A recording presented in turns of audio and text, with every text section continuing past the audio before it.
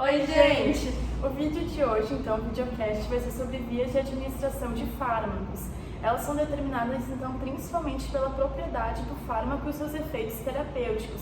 Então, precisa ali de um início de ação rápido ou um tratamento que é a longo prazo. As principais vias, então, são a enteral e a parenteral, que a Brenda vai explicar logo a seguir, então. Eu vou começar falando sobre a enteral. A administração enteral ou administração pela boca, ela acaba sendo a mais comum, a mais conveniente e mais econômica. A administração, então, ela pode ser feita por via oral, que seria deglutido, por via bucal, que seria, então, sobre a gengiva e a bochecha, entre as duas, e, então, sublingual, que seria sobre a língua. Isso para facilitar a absorção na circulação sanguínea. Bom, falando então sobre a via oral, ela é muito fácil em questão de autoadministração, por causa dessa praticidade que a medicação oral oferece. Porém, tem alguns problemas. Uma grande desvantagem, então, é o pH do estômago, que a gente sabe que é muito baixo. Então, alguns fármacos não conseguem realizar sua devida função. Por isso existem algumas preparações, então, como preparações revestidas e de liberação prolongada, que elas impedem, então, com que isso aconteça e assim o fármaco consegue realizar sua devida função. Bom, as formas de medicações orais mais utilizadas, são comprimidos, xaropes, cápsulas também. Como exemplo, a gente tem a dipirona, que é muito utilizada, assim como o Simparic, que é uma antipulgas. Agora eu vou falar das preparações revestidas. O revestimento entérico, ele é um envoltório químico que ele protege o fármaco contra o ácido gástrico do intestino. Então, o envoltório ele vai se dissolver e então o fármaco vai poder agir. Esse revestimento, então, ele é útil em alguns fármacos, como o omeprazol, que ele acaba sendo instável em meio ácido. Em contrapartida, então, as preparações de liberação prolongada são medicamentos que têm alguns ingredientes que permitem com que a absorção do fármaco seja mais lenta e a duração de ação dele seja mais longa. Com o uso das preparações de liberação prolongada, o medicamento ele consegue ficar mais tempo então na faixa terapêutica. O que isso é? Quando o medicamento consegue ser utilizado por mais tempo comparado com uma outra preparação que a Brenda tinha dito, sem causar nenhum efeito tóxico então para o paciente. Agora eu vou falar um pouco sobre a administração bucal e a sublingual. A administração sublingual ela permite que o medicamento se difunda nas redes capilares e entre diretamente na circulação sistêmica. A administração sublingual ela tem várias vantagens, como a rápida absorção, a fácil administração e também que ela ultrapassa o sistema gastrointestinal.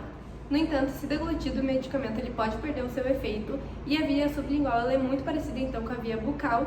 E um exemplo da própria via bucal seria o ProHab Dog, que é um suplemento vitamínico para cachorros. Bom, agora falando da via parenteral. A via parenteral é uma via de administração que exige com que tenha uma abertura ou na pele ou nas mucosas para que o fármaco consiga chegar até o tecido suscetível. Essa é uma via, então, que assegura o melhor controle do fármaco, a dosagem de fármaco real que está indo para o organismo do animal. Além disso, ela é muito útil em animais que estão desacordados, no caso de estarem inconscientes, e também quando a gente precisa de um início rápido de ação daquele fármaco no organismo do animal. Agora eu vou falar sobre a via intravenosa. A injeção IV ela é a via parenteral mais comum. Ela é útil em fármacos que não são absorvidos por via oral, permitindo um efeito rápido e um máximo grau de controle sobre a forma administrada, a quantidade administrada, sendo diluída rapidamente no sangue. Entretanto, a administração IV ela pode causar infecção por contaminação no local da injeção, causar hemólise e também outras reações adversas se aplicada muito rapidamente ou com concentrações muito altas. Um exemplo é o anestésico de curta duração, o Propofol. Bom, a via intramuscular. Os fármacos, então, por via intramuscular, eles podem estar em soluções aquosas, onde eles são mais facilmente administrados e também absorvidos, e também podem estar em preparações especializadas de depósito. Então, tem ali uma liberação e absorção mais longa, consequentemente, então, um efeito do fármaco mais prolongado. Como exemplo, então, a gente tem a aplicação intramuscular laterovulvar, que ela é bastante utilizada, então, principalmente em questão de hormônios de reprodução. Agora eu vou falar sobre a subcutânea. Essa via de administração, assim como a intramuscular, ela possibilita uma absorção por difusão simples e ela é mais lenta do que a intravenosa.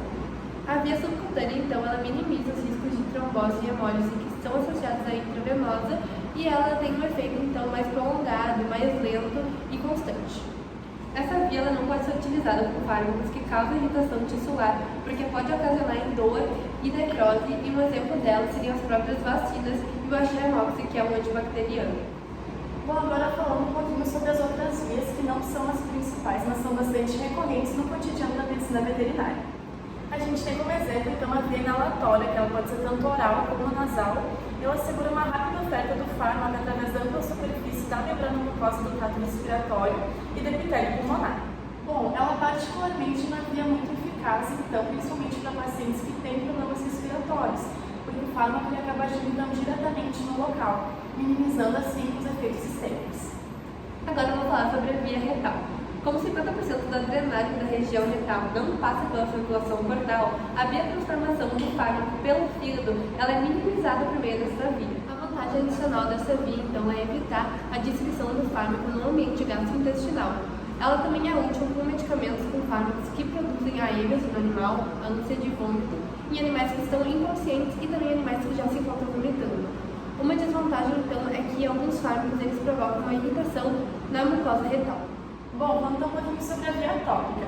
A aplicação tópica é utilizada em locais muito específicos.